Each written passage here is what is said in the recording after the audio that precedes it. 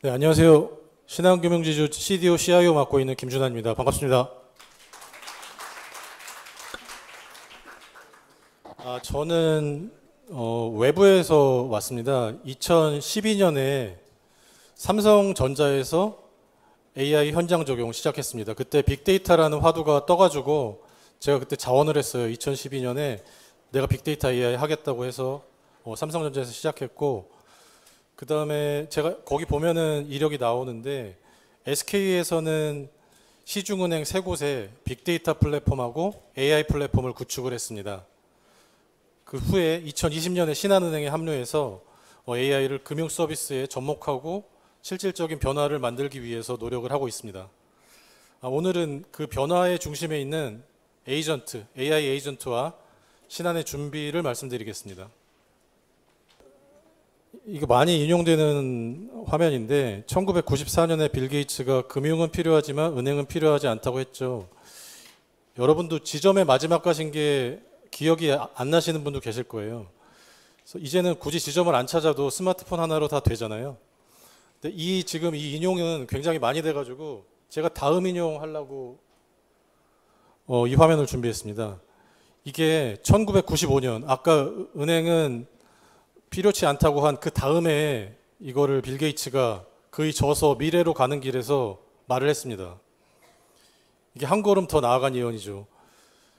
여기 이제 써 있는 의미가 개인의 과거를 기억하고 스스로를 돕는 에이전트의 개념을 지금으로부터 30년 전에 1995년에 말을 했어요. 그리고 여기 보면 소프트웨어 패키지가 있죠. 마이크로소프트 에이전트 소프트웨어 디벨롭먼트 킷. 이게 1997년에 나온 거예요. 저는 당시에 석사과정이었습니다. 근데 제가 이 직접 비용을 내고 이 개발자 키트를 샀습니다. 그래서 보니까 지금 우리가 얘기하는 AI 에이전트의 초기 구상과 매우 닮아 있습니다. 그리고 저는 그 후에 2005년에 휴대폰 센서를 활용해서 사용자 상황을 인식하고 자동으로 행동하는 소프트웨어 로봇이라는 걸 만들었었는데 그 2005년이에요. 20년 전이죠. 그래서 지금의 에이전트와 비교하면 그때도 에이전트라는 단어는 있었는데 제가 20년 전이랑 지금 생각해보면 다른 게 뭐냐면 자율성이죠. 자율성이 떨어져요. 그때는 그냥 상황을 인식하고 행동하는. 예전부터 에이전트라는 개념은 있었지만 상황을 이해하고 돕는다는 핵심 개념은 같았고 지금보다 자율성은 떨어진다. 결국에 에이전트라는 개념은 오래전부터 존재는 해왔다. 이렇게 정리할 수 있겠습니다. 기술의 금융의 판을 바꿔왔죠. 인터넷은 온라인 뱅킹을 열었고 스마트폰은 모바일을 열었고 신한은 변화의 순간마다 그 최초 인터넷 뱅킹, 비대면 실명 확인 등 가장 먼저 실행을 해왔습니다. 근데 지금 이제 이전에 왔던 혁신 다음에 지금 혁신의 중심에는 AI 에이전트가 있습니다.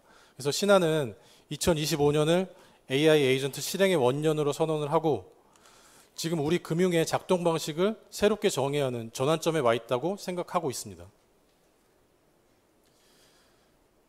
그래서 지금 AI가 어떤 단계냐, 지금 어느 정도 발전했냐라고 이제 많이 물어보시는데 저는 이제 권위 있는 곳을 인용해서 말씀을 드리면 이게 오픈 AI가 범용 인공지능 AGI 로드맵을 만든 겁니다. 그래서 5단계로 설명을 하죠. 지금까지는 질문에 대답하고 대화를 이어가는 챗봇, 이게 1단계고 2단계는 추론가, 리즈너, 사람처럼 추론하며 문제를 해결하는 리즈너. 그걸 2단계로 말한다면은 지금 우리가 이제 있는 이 단계는 3단계 에이전트 단계에 와 있습니다. 그래서 AI는 대화를 넘어서 실행까지 일하는 존재로 진화하고 있고 이제 우리는 얘네한테 에이전트한테 무엇을 시킬 수 있지? 이거를 고민해야 할 때가 왔습니다. 그러면 이제 에이전트 정의를 좀 짚고 넘어가도록 하겠습니다. 우리가 얘기하는 에이전트란 과연 어떤 존재인가? 에이전트는 지식 제공자, 단순한 지식 제공자가 아니고 스스로 상황을 파악하고 목표를 정하고 또 도구를 연결해서 실제로 업무를 완결하는 자율적 실행 시스템입니다. 그러니까 기존에는 AI가 많이 챗GPT나 제미나이 같은 게 있었죠. 이런 것들은 정보를 제공하는 수준에 머물렀다면 AI 에이전트는 직접 행동하고 결과를 만들어냅니다.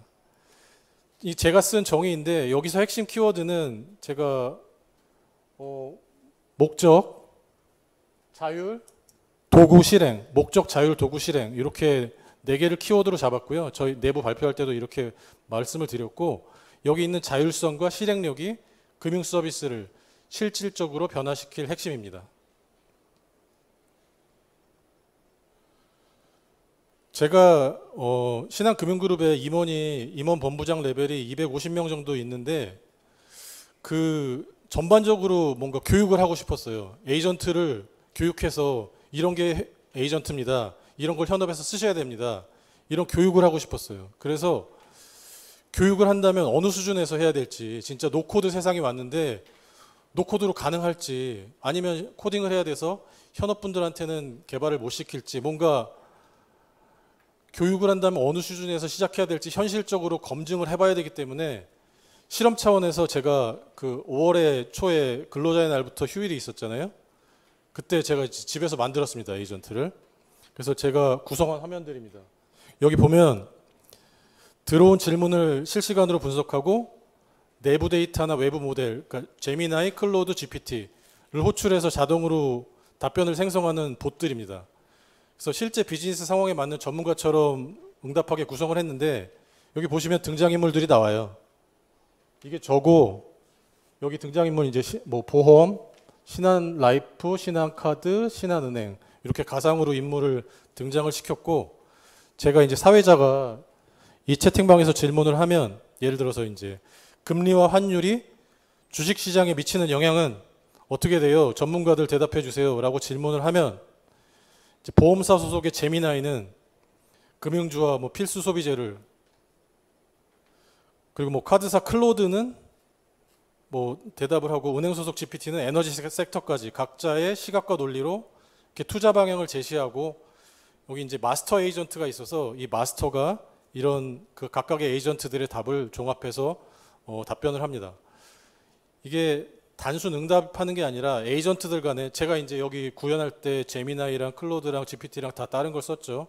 그래서 에이전트들 간 전략적 사고의 모의 대화를 구현한 거고 그래서 처음에는 이거를 임본부장님들한테 이것까지 교육을 하고 싶었어요. 근데 이제 사람들하고 우리 직원들하고 얘기를 해보니까 노코드 도구만으로 구현이 가능하다고 이제 지금 IT 인력들 다 많이 없어질 거라고 50% 절감, 30% 절감, MS도 6,000명 뭐 레이오프 했다고 그러는데 이게 진짜 노코드만으로 가능할 것이냐라고 판단을 해보면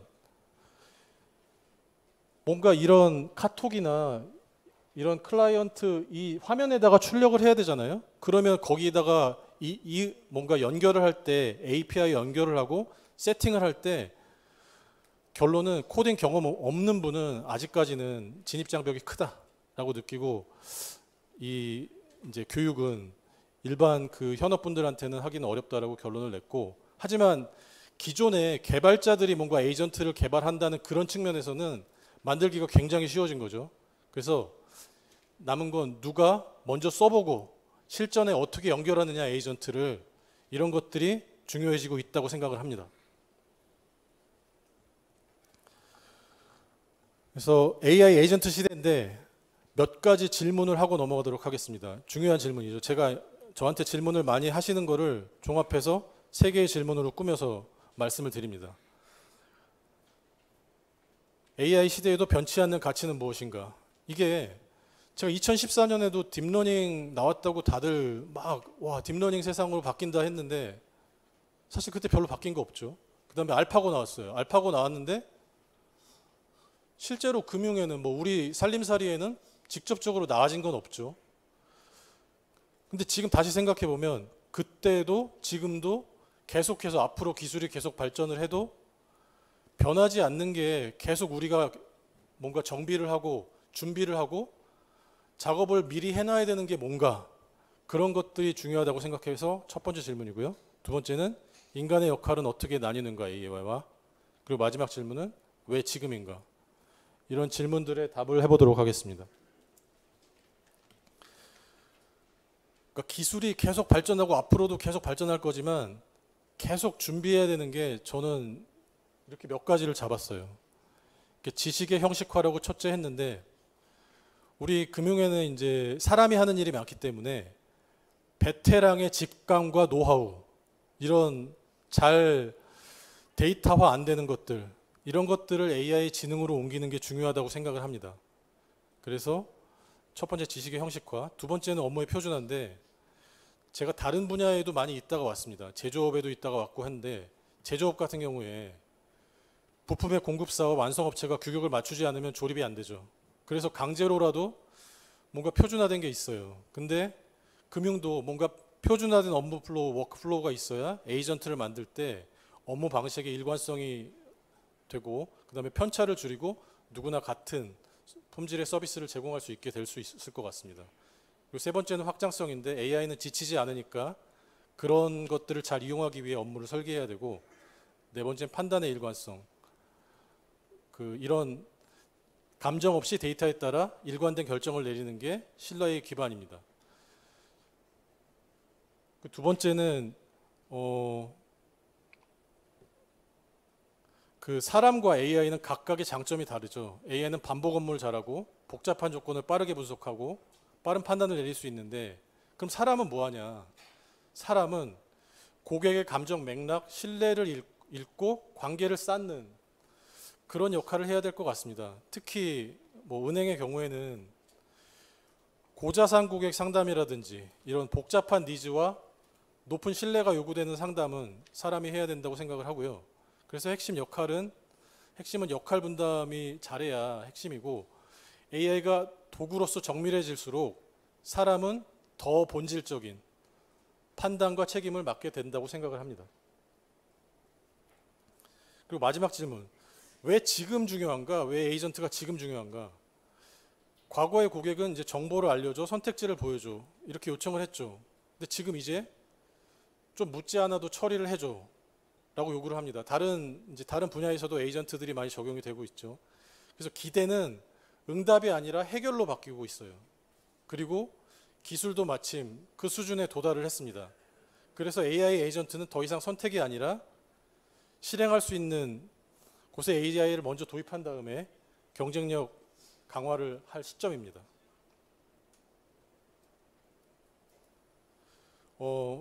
AI 에이전트 사례를 몇 개를 갖고 나왔는데 여기서 각각의 사례를 설명드릴 건 아니고 제가 이제 주목하는 아까 목적, 도구, 실행, 자율 이런 키워드가 있었잖아요. 거기서 실행의 레벨을 3단계로 나눠서 설명을 해보겠습니다.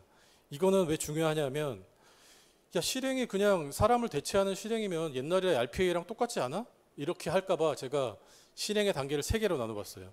첫 번째는 대체 단계입니다. 사람이 하던 예약이나 결제를 AI가 대신 처리하는 거죠. 뭐 항공권 예약, 식당 예약. 이거는 그렇게 뭐 RPA로도 할 수 있어? 인상적이진 않아요. 근데 두 번째 단계는 협상의 단계. 예를 들어서 레스토랑을 내가 예약해야 되는데 마감이 된 거죠. 그러면 내가 실제 에이전트는 뭐 박찬호 에이전트는 뭔가 협상을 대신 해주잖아요. 그래서 예약이 마감된 상황에서도 그러면 제가 돈 더 낼 테니까 이거 돼요? 아니면은 방 얼마 이렇게 방으로 안 하더라도 홀은 돼요?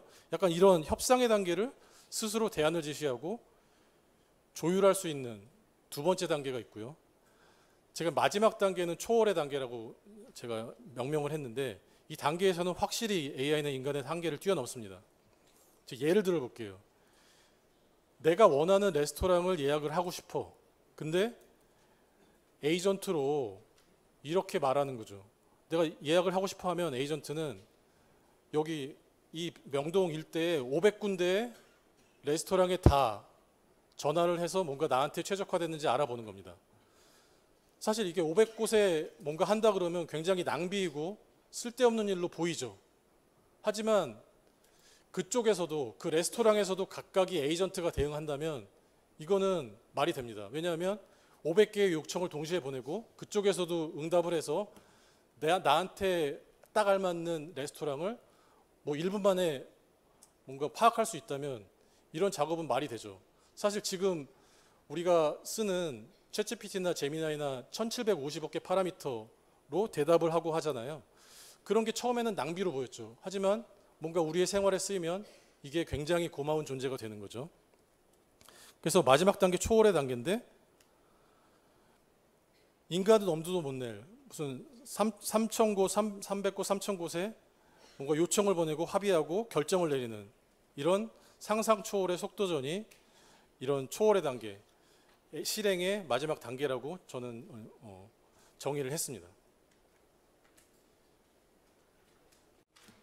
다른 분야에서 한번 예를 들어보겠습니다.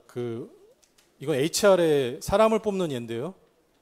예를 들어서 뭐 채용 담당자가 생성형 언어 모델 경험자를 찾고 싶다고 하면 수천 건의 이력서를 빠르게 분석해서 후보를 추리고, 그리고 논문 외에도 뭔가 유튜브에 영상이 있다 아니면 오픈소스 활동을 했다 그러면 그 데이터까지 다 긁어서 판단을 해서 뭔가 사람을 뽑고, 그다음에 평소에도 이런 에이전트 작업을 할 수 있기 때문에 인재풀을 평소에도 만들어 놓을 수 있죠. 그리고 뭔가 그 일상 업무들, 일정 조율, 미팅 기록, 이런 반복적인 행정 업무들은 자동화를 하고, 그래서 이 담당자는 서류 검토가 아니라 후보자와 깊은 소통과 전략적 판단에 집중할 수 있게 되기 때문에 이렇게 업무 방식 자체를 바꿀 수가 있게 되는 겁니다. 금융에서 뭔가 AI 에이전트는 금융에서 더 필요하다, 이런 몇 가지 사례를 말씀드려 볼게요. 금융은 복잡한 절차를 정확히 실행하고 시점과 목적에 따라서 달라지는 문맥이 중요하고, 그리고 고객의 신뢰를 바탕으로 행동을 유도해야 되는 산업이기 때문에 이런 것들을 위해서 좀 더 금융이 다른 산업보다 에이전트가 필수적이라고 볼 수 있겠습니다. 그래서 에이전트를 도입을 하면 금융의 작동 방식 자체를 바꾼다고 했잖아요. 그럼 뭐가 바뀌냐? 세 가지가 바뀐다고 봤는데, 인터페이스가 바뀌죠. 맨 처음에는 앱에 우리가 메뉴를 찾아가야 된다면 지금은 뭔가 버튼을 누르지 않고 우리가 원하는 걸 말하면 에이전트가 답해서 실행해주는 그런 인터페이스가 바뀌고, 두 번째 주도권이 바뀌죠. 고객이 묻기 전에 우리가 금융이 먼저 제안을 해야 되죠. 세 번째는 서비스 단위가 바뀝니다. 지금은 이체, 조회 이런 기능 단위가 아니라 시나리오, 나 퇴직연금, 나 돈이 있는데 퇴직연금 뭐 어떻게 할까, 어디다 묻어둘까, 이런 시나리오 단위로 동작을 하게 됩니다. 그래서 말하는 금융을 넘어서 실행하는 금융으로 바뀌어집니다.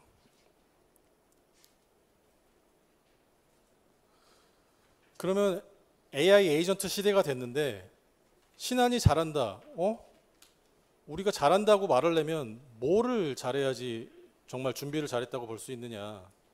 그 함수를 3개로 잡았어요. 데이터를 잘하고, 워크플로우를 잘 확보하고, 그다음에 서비스를 잘하고. 지금 챗GPT나 뭐 그런 데서 학습할 수 있는 공개 데이터는 다 고갈이 됐어요. 그래서 우리 내부에 있는 데이터, 퍼스널 데이터가 굉장히 중요해지게 됐습니다. 그래서 AI 성능의 핵심은 양질의 데이터인데, 고객과의 상호작용을 통해서 생성되는 정제된 그런 내부 데이터, 퍼스널 데이터를 잘 확보하고 관리하는 것이 중요해지고 있고요. 두 번째는 워크플로우 설계 체계를 고도화해야 돼요. 아무리 뛰어난 AI라도 맥락과 흐름을 이해하기는 어렵죠. 그래서 현업 전문가와 AI 전문가가 긴밀하게 협력해서 각 분야의 워크플로우를 잘 설계를 해야 됩니다. 세 번째는, 그러니까 우리가 에이전트를 만들긴 하지만 실이나 뭐 빅스비나 이런 챗GPT나 이런 외부의 에이전트들이 우리를 또 불러줘야 되죠. 거기서 금융에 대한 질문을 하면, 챗GPT에다 금융에 대한 질문을 했는데 우리 에이전트를 불러서 우리 에이전트가 대답을 할 수 있다면 신한의 퇴직연금 어디가 좋아? 네, 신한의 퇴직연금이 제일 좋습니다. 이렇게 슈퍼 에이전트한테 선택을 받는 이런 에이전트도 준비를 해야 됩니다.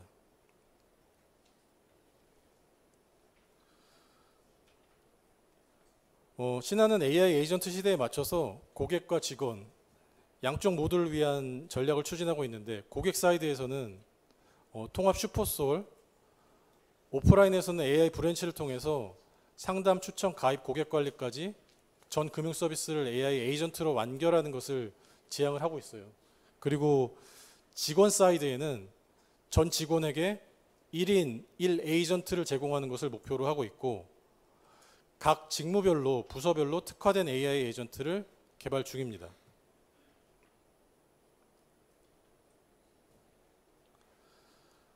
슈퍼솔 AI 에이전트 전략은 두 가지 핵심 방향으로 실행을 되고 있습니다. 첫째, 저희 자신이 고객을 위한 실행형 슈퍼 에이전트가 돼야 되죠. 기존에는 고객이 앱 화면을 눌러서 탐색하던 거를 우리가 에이전트화, 우리의 앱이 에이전트화가 돼야 되고, 두 번째, 외부 에이전트를 위해서 금융 인프라를 제공해야죠.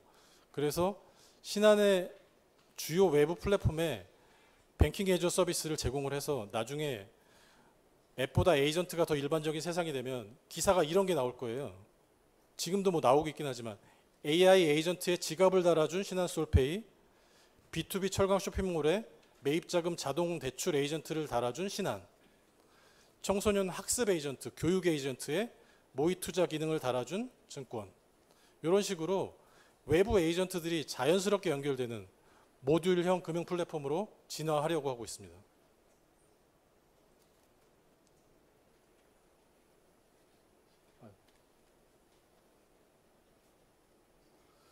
AI 브랜치도 에이전트로 하고 있는데, 이게 중요한 게 영업점은 여전히 중요합니다. 고객 접점으로 강력한 고객 접점의 역할을 하고 있습니다. 수익성이 높은 상품이 영업점에서 판매가 아직 되고, 외국인이나 금융 약자들, 대면이 필요한 고객들도 많아요. 그래서 서소문 AI 브랜치에서는 이게 AI가 직접 일하는 현장인데, 컨시어지가 고객 방문 목적을 파악하고 AI 은행원이 음성으로 셀프 뱅킹을 지원하고 고객 관리까지 자동화하려고 하고 있습니다.